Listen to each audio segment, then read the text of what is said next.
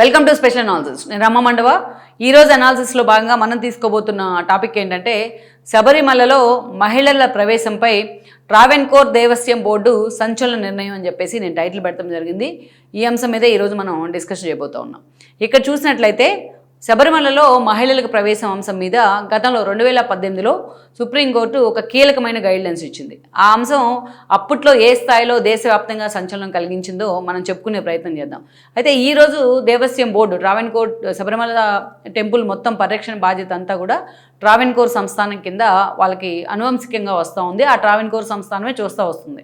అదే దేవస్యం బోర్డు అంటాం. శబరిమల ట్రావెన్కోర్ దేవస్యం బోర్డు అంటాం. ఆ బోర్డు ఆధ్వర్యంలోనే ఇవన్నీ జరుగుతూ ఉంటాయి. శబరిమలకు సంబంధించిన కైంకర్యాలు కానీ, స్వామివారికి సంబంధించిన ఏదైనా గుడిని ఆధునీకరించాలన్నా, ఏదైనా జరగాలన్నా అది వాళ్ళ ఆధ్వర్యంలోనే జరుగుతూ ఉంటుంది.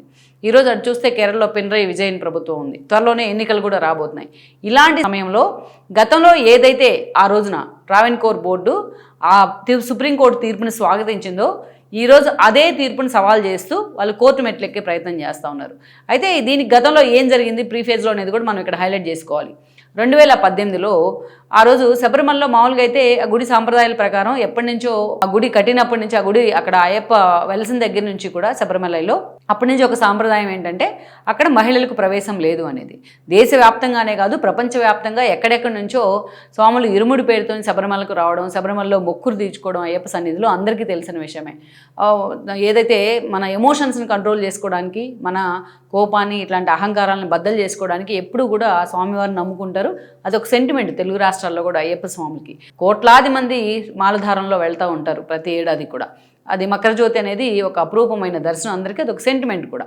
అలాంటి ఆలయంలోకి చిన్నపిల్లలకి ప్రవేశం ఉంది. అదేవిధంగా మహిళలకు సంబంధించిన విషయంలో, వ్యక్తిగత విషయంలో వాళ్ళని దూరం పెడతారు ఆ విషయంలో. అందుకని చిన్నపిల్లలకి ప్రవేశం ఉంది. అదేవిధంగా వృద్ధులకు ఒక ఏజ్ వచ్చిన తర్వాత 60 అబోవ్ ఉన్న మహిళలకు అవకాశం ఉంది. అంతేగాని వాళ్ళు వేసుకోవచ్చు ఇరుముడి, అంతే తప్ప మిగతా మహిళలకు అక్కడ ప్రవేశం లేదు. దీని మీద కొంతమంది కోర్టులో దీన్ని సవాల్ చేశారు, సుప్రీంకోర్టులో. ఈ క్రమంలోనే ఆ రోజు 2018లో దీపక్ మిశ్రా ధర్మాసనం ఆ రోజు ఒక తీర్పునిచ్చింది, సంచలన తీర్పుని. 4:1 రేషియోలో మహిళలకు కూడా మీరు ప్రవేశం కల్పించాలి అని చెప్పి తీర్పుని ఇవ్వడం జరిగింది. దీని మీద చాలా రకాల వితండవాదాలు వచ్చాయి, చాలా రకాలుగా. అంతెందుకు ఆ బోర్డులోనే ఏదైతే దీపక్ మిశ్రాకు సంబంధించిన ధర్మాసనంలోనే ఆ టీంలో ఇందు మల్హోత్రా అనే ఒక లాయర్ ఉన్నారు. ఆవిడ ఆ రోజు దీన్ని తప్పు పట్టారు కూడా. ఇట్లా పురాతన కాలం నుంచి ఏదైతే ఎంతో కాలం నుంచి వస్తున్న సాంప్రదాయాల్లో, ప్రత్యేకించి ఇలాంటి ప్రసిద్ధమైన టెంపుల్కి సంబంధించిన సాంప్రదాయాల్లో కోర్టులు ఇన్వాల్వ్ కావడం కరెక్ట్ కాదు అని ఆవిడ మహిళ అయినప్పటికీ ఆవిడ దాన్ని వ్యతిరేకించారు ఆ రోజున. అయినా సరే దీపక్ మిశ్రా ధర్మాసనం మాత్రం 4:1 రేషియోలో మీరు మహిళలకు ప్రవేశం కల్పించండి అని చెప్పి తీర్పునివ్వడం జరిగింది. ఆ తీర్పుని ఇంప్లిమెంట్ చేసేందుకు ఆ రోజు పినరయి విజయన్ సర్కారు పూర్తి స్థాయిలో ఫోకస్ పెట్టింది. ఎందుకంటే వాళ్ళు ఎలాగో నాస్తికులే కాబట్టి, లెఫ్టిస్టులు కాబట్టి వాళ్ళకి దైవభక్తి లేదు అనేది అందరికీ తెలిసిన విషయమే. దాన్ని ఇంప్లిమెంట్ చేయడానికి ప్రయత్నించిన తర్వాత చాలా నెగిటివిటీ వచ్చింది పినరయి విజయన్ మీద. అసలు స్థానికంగా ఉన్న మహిళల నుంచి కూడా నెగిటివిటీ వచ్చింది. ఇక్కడ కొంతమంది ఏం చేశారంటే ఎలాగైనా సుప్రీంకోర్టుని ఇంప్లిమెంట్ చేయాలనే ఇదిలో నిజంగానే పినరయి విజయన్ దాని వెనక ఉన్నారా, లేకపోతే ప్రభుత్వానికి సంబంధించి కొంతమంది నాస్తికులు ఉన్నారో కానీ కావాలనే కొంతమంది మహిళలను లోపలికి కూడా పంపించే ప్రయత్నం చేయడం, అక్కడ భక్తులు అడ్డుకోవడం, కొంతమంది ఆస్తికులు దాన్ని అడ్డుకునే ప్రయత్నం చేయడం, అయ్యప్ప స్వామి మాల వేసుకునే భక్తులు చాలామంది అక్కడ హింస కూడా చెలరేగింది కొద్దిగా అప్పట్లో.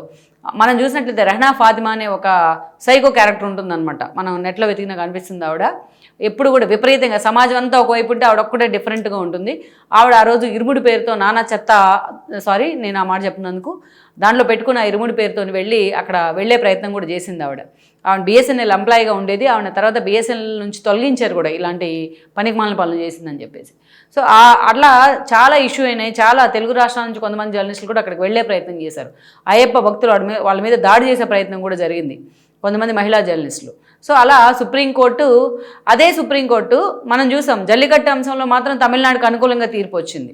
సో అలా డిఫరెంట్ ఉంటుందన్నమాట. తీర్పుని ఆక్షేపించలేం కాబట్టి ఆ రోజు ఇంప్లిమెంట్ చేసే ప్రయత్నం చేస్తామని చెప్పేసి లైక్ పినరయి విజయన్ లాంటి వాళ్ళు అనౌన్స్ కూడా చేయడం జరిగింది. ఈ న్యూసెన్స్ తర్వాత ఆల్మోస్ట్ లోకల్ కోర్టు ఏదో తీర్పిచ్చింది. సో దాన్ని హోల్డ్ చేసే ప్రయత్నం జరిగింది. సో ఇప్పటికైతే మహిళలకి యాజ్ యూజువల్గా గతంలో ఉన్న సాంప్రదాయమే కొనసాగుతూ వస్తుంది. అక్కడ మహిళలకి ప్రవేశం అయితే లేదు. అయితే ఆ రోజు ప్రభుత్వం కింద ఉంది కాబట్టి ఈ టెంపుల్ మొత్తం మానిటరింగ్ అంతా ఆ ట్రావెన్కోర్ బోర్డు కూడా ఆ రోజు బోర్డు కూడా ప్రభుత్వానికి ఒత్తాస పలికింది. ఆ రోజున పలకక తప్పని పరిస్థితి ఏర్పడింది. అయితే ఇన్ని సంవత్సరాల తర్వాత అది జరిగింది 18లో, ఈరోజు 26లో ఉన్నాం మనం మార్చిలో. ఇప్పుడు ట్రావెన్కోర్ బోర్డు లేటెస్ట్గా సమావేశమయ్యి ఈ తీర్పుని సవాల్ చేయడానికి మళ్ళీ సుప్రీంకోర్టులో అప్పీల్ చేయాలని కూడా నిర్ణయించింది. ఈ తీర్పుని సవాల్ చేయాలని చెప్పి నిర్ణయించింది. అయితే ఇది ఇంకా పూర్తి స్థాయిలో బయటికి రాకపోయినప్పటికీ ఇది మళ్ళీ బయటకు వస్తే ఇది ఇంక ఏ యాంగిల్లో వెళ్తుందన్న అనుమానం కూడా పినరయి విజయ్ ప్రభుత్వంలో ఉంది. ఎందుకంటే రేపు ఎన్నికలు రాబోతున్నాయి. ఇలాంటి సమయంలో ఎందుకు ఈ యాంగిల్లో నిర్ణయం తీసుకుంటున్నారనేది కూడా ఒక చర్చ.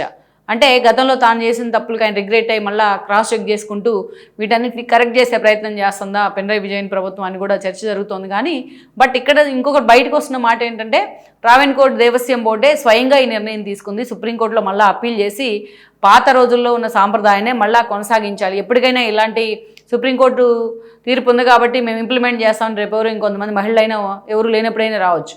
అందుకనే వీటన్నిటికీ చెక్ పెట్టే విధంగా ఇలాంటి అవకాశం రాకుండా మళ్ళీ ఇలాంటి వివాదాలకు తావివ్వకుండా ఈ దేవస్యం బోర్డు మరోసారి సుప్రీంకోర్టు తలుపు తట్టాలని అయితే డిసైడ్ అయింది.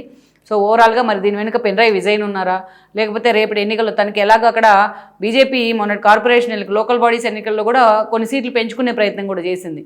ఈ క్రమంలోనే తాను కూడా ఆ యాంగిల్లో పినరయి విజయన్ వెళ్ళే ప్రయత్నం చేస్తున్నారా? మొత్తానికైతే మాత్రం కారణాలు ఏవైనా ఇన్ని రోజుల తర్వాత ట్రావెన్కోర్ దేవస్యం బోర్డు ఈ నిర్ణయం తీసుకోవడం మాత్రం వెల్కమ్ చేయాల్సిందే అని అనుకోవచ్చు.